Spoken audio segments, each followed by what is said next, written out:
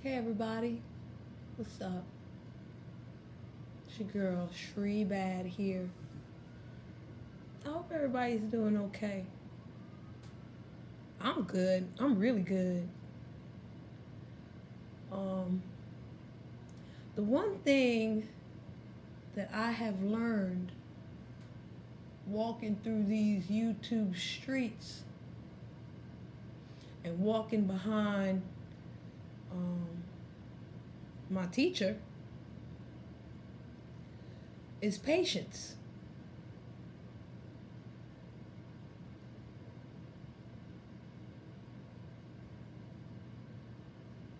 Yeah. But that's not what this is about. It's not so much about patience.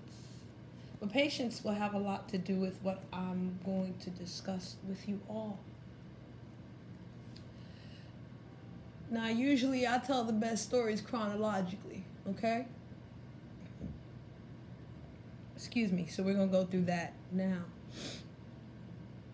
And the name of this video is called When a Dragon Breathes. When I went to the Philly retreat,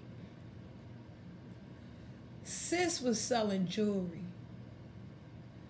And there was a whole lot of jewelry there that was really nice and pretty. But I saw this bracelet and I was like, what's that? What's that stone? And she said it was a dragon scale stone. And I was like, oh, that sounds unique. I'm going to get it. And when I got it, you know, I looked up a dragon scale stone. It ain't tell me too much. Better yet, it might have told me and I didn't pay any attention to it. Okay? None. But this is where patience comes in.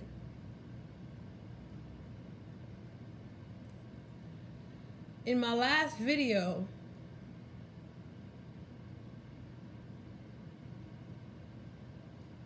I was a dragon again.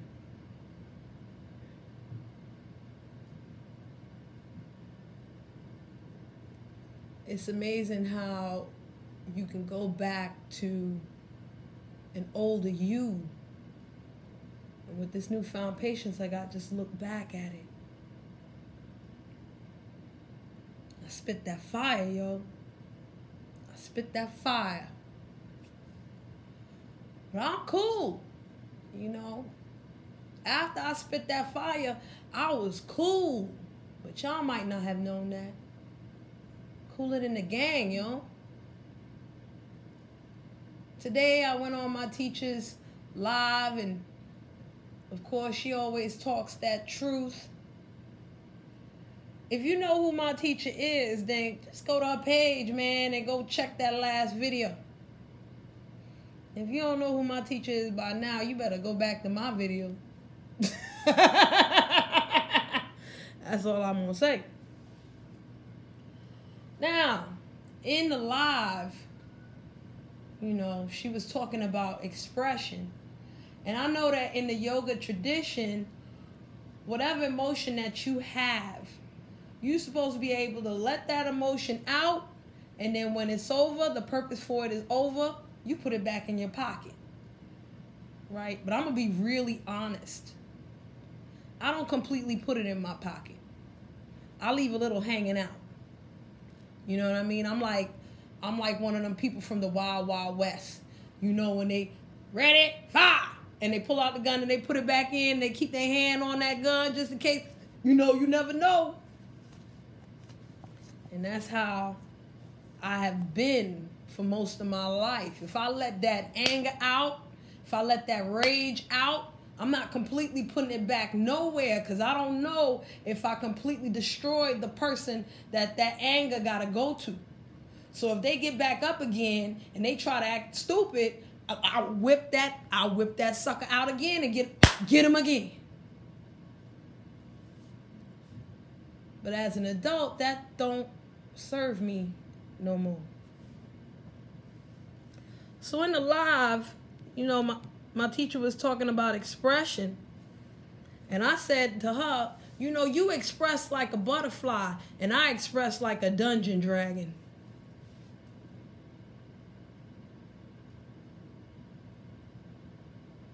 And when I put that on the screen, I kept thinking about a dragon, a dragon, a dragon. And I decided to look up dragons. What I didn't know about dragons is that the Eastern traditions, Indian, Chinese, Japanese cultures, and before I get into that, let me just say that dragons are depicted throughout history, throughout the world. There's no like one culture that has not talked about dragons. Every single culture that you know about has talked about dragons in one way or another. When you talk about African traditions, in Egypt there was talk of dragons, and dragon is usually translated into a serpent, a huge serpent. All right? So the Eastern traditions of dragons are very benevolent. And we'll get to that in a second. They bring rain. They bring water. And in Chinese tradition, if a dragon is lazy or sleeping, then drought would happen. There'll be no rain.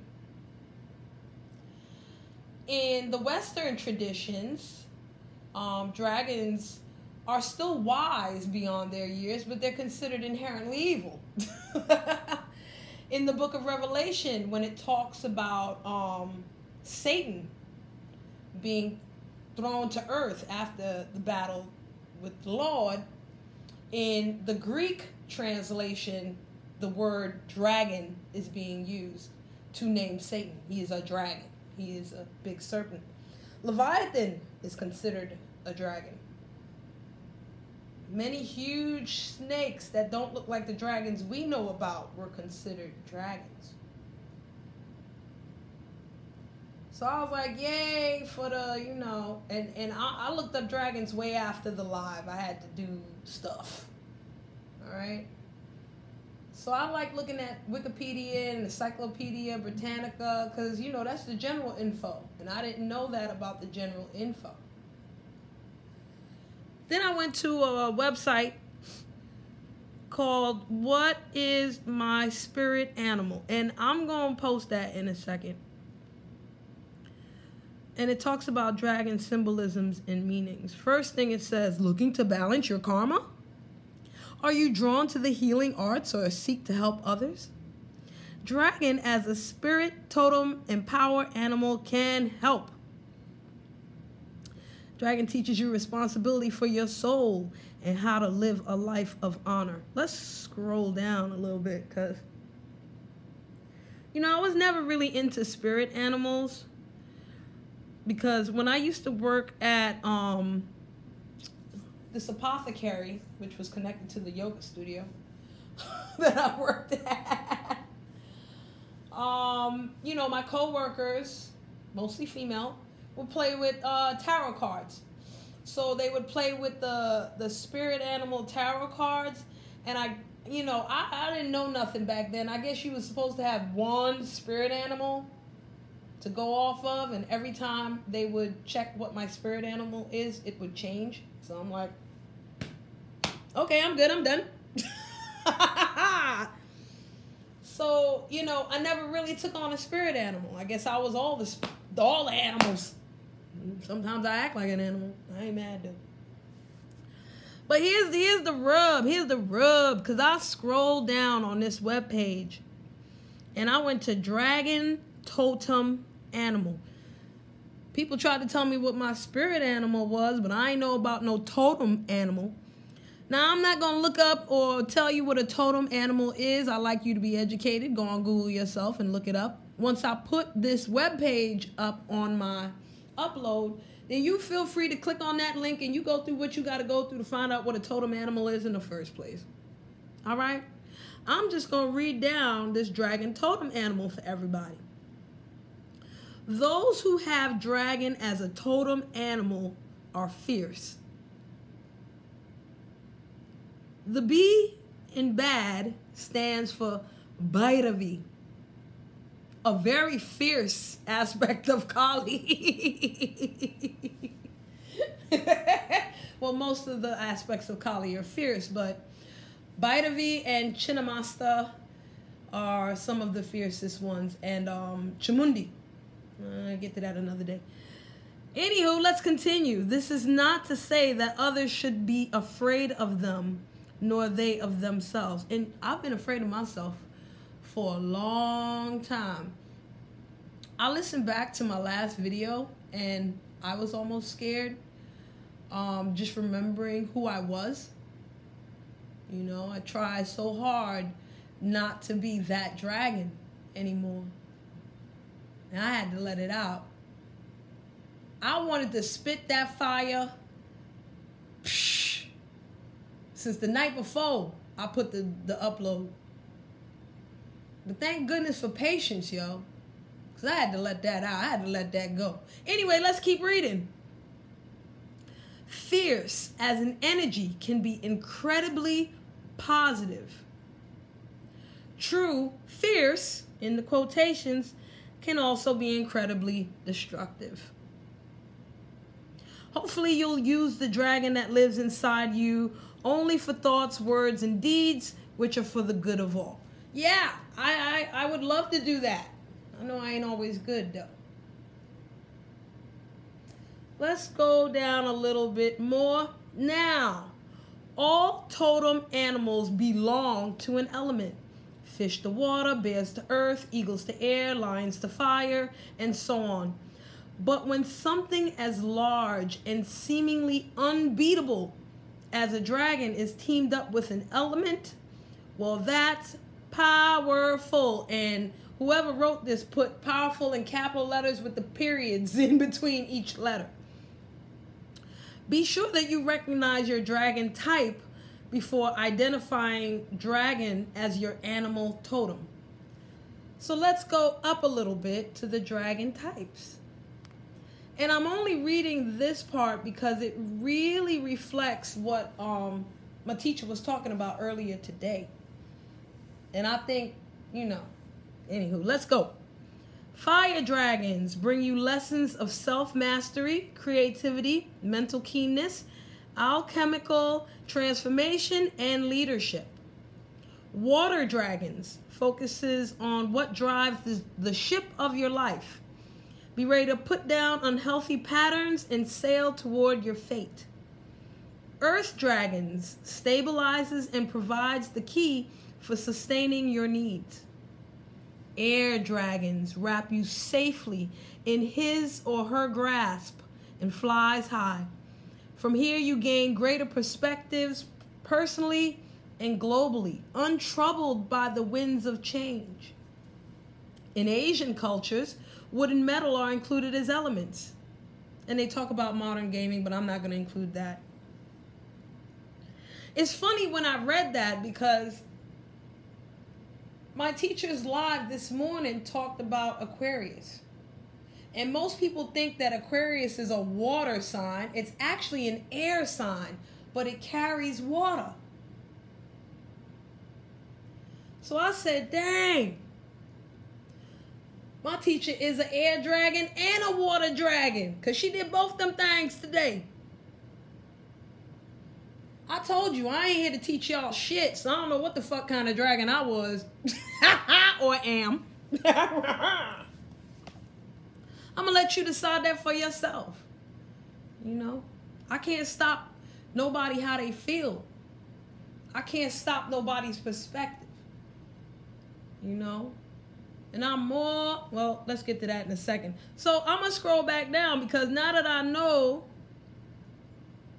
about the dragon type, excuse me, the next paragraph says, because, you know, I just told y'all, I don't know what type of dragon type I am, right? So the next paragraph starts like this. No matter what dragon type you are, some dragon people personality traits and characteristics are, and you let me know if any of these apply to me, okay, based on what you know so far. Fearless. Passionate. I will say I'm passionate. Intensely loyal. Maybe. prone to rage issues. Y'all can't see me, but I'm raising my hand. I'm raising both my hands right now. Not afraid of change. Great sense of humor sometimes.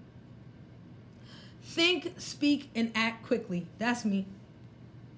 Old soul, wise beyond years. That's what people told me.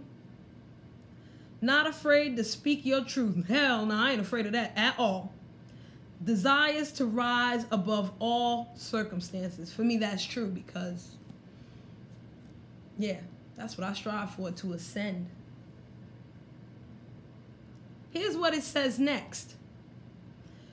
When dragon is your totem animal, it can be easy to let ego take control. After all, who doesn't want to be the biggest and baddest of them all? But use caution when identifying with dragon as your animal totem. Do not engage this part of yourself without a worthy cause. Dragon is an epic totem, so save it for the big problems or goals that seem otherwise insurmountable. Dragon appreciates those who do not use his energy imprudently. I think I used to use the dragon powers too imprudently. I didn't have no patience. I didn't have nothing. I just spit that fucking fire and I didn't give a goddamn who got burnt. Even if I got burnt, I didn't give a rat's ass. Fuck y'all. That's where I was at. It is suggested that those working with dragon totems learn as much about these beings as possible. And I think I did that right before reading this. The more you know, the more you honor your totem and its ruling element, the better you'll understand its communications. Don't be surprised if your totem debates the finer points of an idea with you. It's a way of bringing you greater clarity.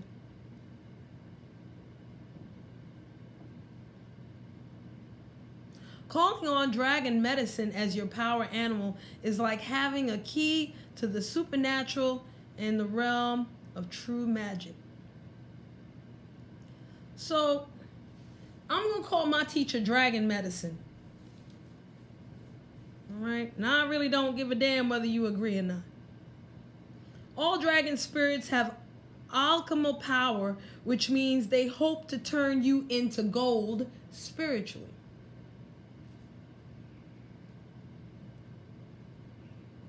And I would love to work for my greatest good. Always, always. Even when I don't. Always, always.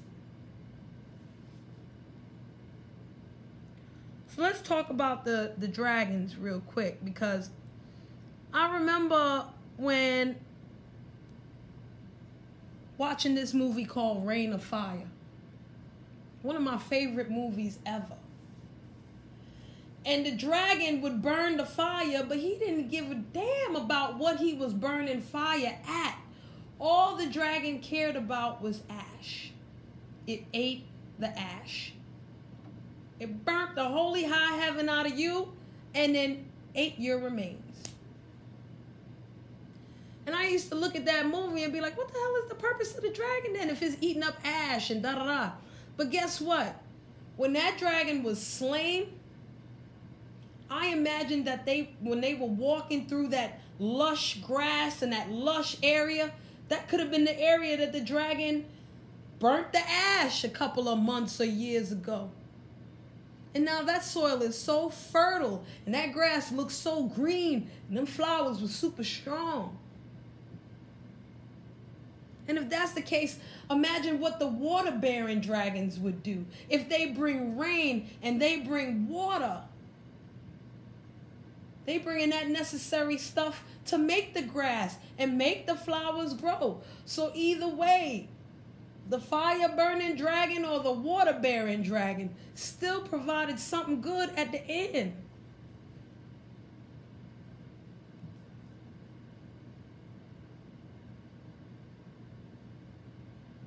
So when I listened to my last upload, I had to think to myself,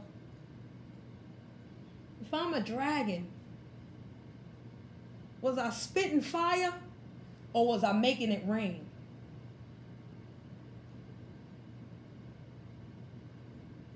And I'm realizing that the answer to that question, no matter what the answer is, it should make me at peace. I feel at peace no matter what the answer is.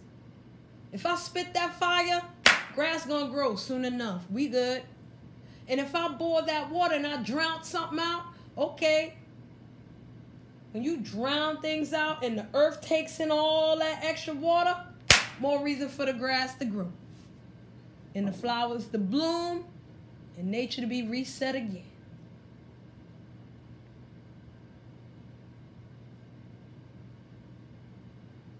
I ain't mad at speaking the truth. I really don't like lying because lies don't hurt people.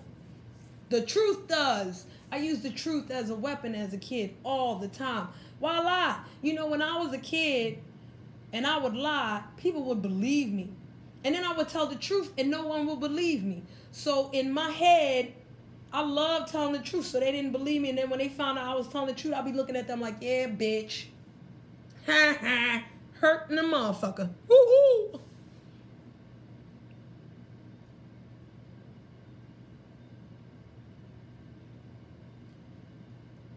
So don't worry about what happens when a dragon breathes.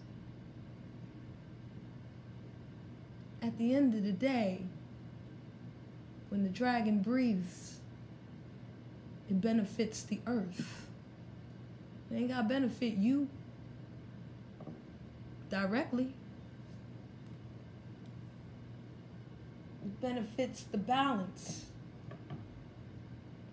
And as long as I keep my peace, no matter if I'm spitting that fire or bearing that water down, as long as I keep my peace, that's what happens. That's what matters. And from my teacher, I'm steadily learning even better how to take that emotion, how to take that fire or that water, and when it's not needed no more, I put it in my pocket. Because I don't want that fire to consume me no more. Right? I don't want to turn into ash. Nor do I want that water to drown me. Because I want to live. I don't want to die. I want to live. I'm tired of dying. I done died too many times. So I always appreciate the universe. Always, always. Because the universe is teaching me you could be a dragon or you could be a butterfly. It don't matter, baby. I love you regardless. The universe tells me sometimes I need you to be a dragon. And it's okay. Don't feel no way about that. Transform back when you're ready, because that's what dragons do. Dragons can transform into anything they want to.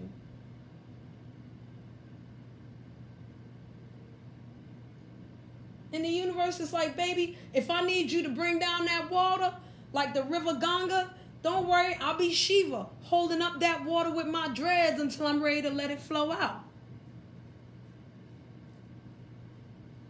Even the Indians talk about the dragons.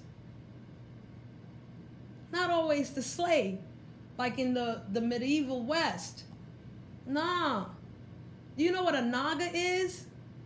A naga is a water serpent, a dragon.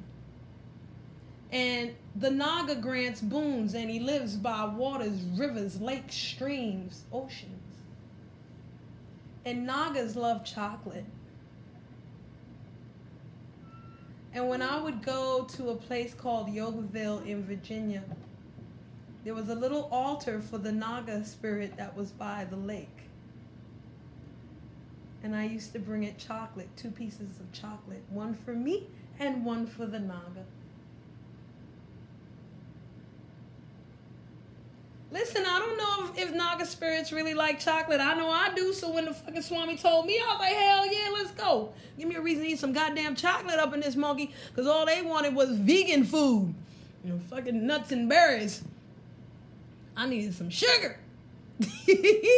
So you know that naga spirit was my friend. I used to sit by that lake give the Naga some chocolate, eat my little bite, and then write some great poems. I gotta find them suckers. Yeah, I got to find them Naga store. Yeah, my Naga poems, boy. But anyway, that's it for me, for now. I still got yoga breakdowns to do. I ain't done with that yet. It's just the way the universe is unfolding and the patience that I'm having. Not the patience that you can see and understand. A patience that only I can see and only I can understand. And let me tell you something. When I told my real life friends that I had to spit that fire, they was like, oh, God, Drea, who the fuck did it to you? Are you calm now?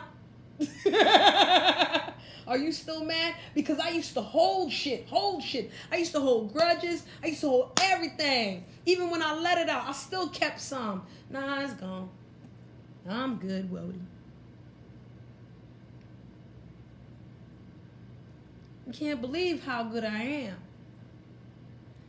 And folks, no matter what happens, you're going to be good. That's how I got to see it. I'll stand by consequences and make sure that I'm good. Even when I'm not good. Because at the present moment, I do not have to be good in that moment. Remember, present moments pass. And the future ain't present yet. So as long as I remember my yogic teachings, stay in the present moment. If you need this emotion in the present moment, let it out. Don't be afraid. Don't keep it out there. Put it back in your pocket. Don't put it on your shoulder. Don't put it on the top of your head, Drea. And don't put it at the tip of your shoe. Because at the tip of your shoe, you could kick it at somebody and not even realize, that you kicked somebody with that emotion. So I'm relearning again. I'm learning again, and I'm learning again. And thank you, teachers, and thank you, triggers, and thank you, sisters, for constantly reminding me that I'm good. Even when you don't think I'm good, I'm good. I'm smiling right now, y'all. I hope y'all can see it through the black screen. If you can, I'm cool with that too. Before I go, let me do this for you. I don't know if you're going to be able to hear it.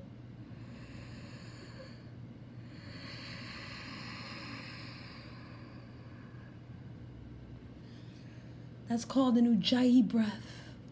Sounds like a dragon sleeping, doesn't it? And Ujjayi means light, joy. I'm going to do 2 more of these, and then I'll be gone.